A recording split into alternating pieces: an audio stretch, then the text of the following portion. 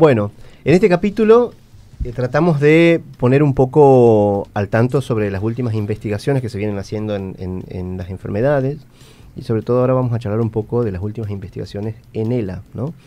Así que vamos a pedir la colaboración de nuestra producción para ver, bueno, este es un paper publicado en la revista The Lancet, ¿no? Sí. Que nos cuenta un poco, no sé, nos quieren comentar.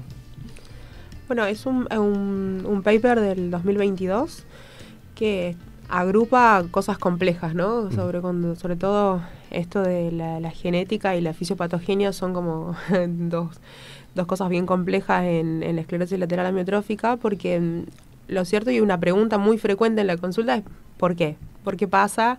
¿Por qué se produce? Y es algo que uno trata de remarlo en la consulta, pero lo cierto es que se conoce mucho sobre la fisiopatogenia de por qué se degenera la neurona, pero no se sabe el por qué de un día para otro. O sea, por más que hay un montón de mecanismos propuestos y la mayoría está ligado a esto que está creciendo mucho, que es la genética, ¿no? Se están descubriendo muchos genes, o sea, se descubre una mutación, esa mutación altera un mecanismo y se va a estudiar ese mecanismo, ¿no? O sea, cuando se descubrió por primera vez los primeros genes, todo el mundo pensaba que era como ya está, esto es la solución, pero hoy por hoy son tantos los genes, son tantos los mecanismos fisiopatológicos que hasta se propone que no sabemos bien si es que realmente la ELA existe como una sola patología, o es la expresión final de muchas vías, ¿no? Y lo que muestra un poco este estudio es muchos mecanismos complejos fisiopatológicos, en donde habla de excitotoxicidad, en donde actúa principalmente el riluzol, que es el fármaco que hablábamos hace un ratito, que lo que hace, digamos, como frenar el glutamato, que es el neurotransmisor más frecuente del sistema nervioso central, pero también hace un poco de ruido que por qué otros fármacos que también tienen este mecanismo no funcionaron. ¿no? Claro. O sea, otros fármacos más comunes, como la memantina, otros fármacos no. Es muy compleja la fisiopatología, por ahí explicarla, eso también también queremos comentar a la gente que todavía no se conoce muy bien por qué se produce toda esta enfermedad. Sí, está bien, hay pistas, hay claves, hay estudios, pero se tiene en cuenta todo esto. Dentro de la neurona hay un problema en el núcleo de la célula que le cuesta a una molécula que es el ARN mensajero. Muchas veces no se pueden producir bien las proteínas, o se producen proteínas anómalas, o se producen proteínas plegadas, y de esa forma generan mecanismos intracelulares que llevan a la muerte de la neurona.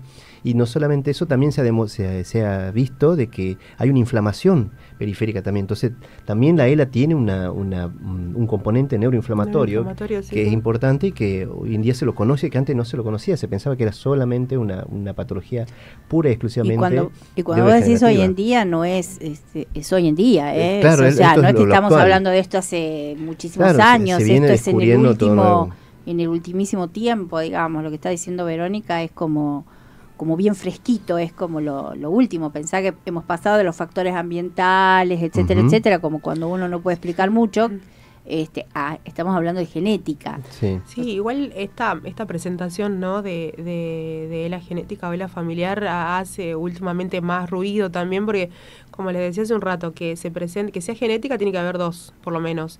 Pero lo cierto es que uno puede tener una mutación y una familia ser muy chiquitita y no alcanzar a expresarse, ¿no? O al revés, una familia muy grande, por chance, puede tener la presentación de dos casos y que no tengan un gen en común o un gen asociado.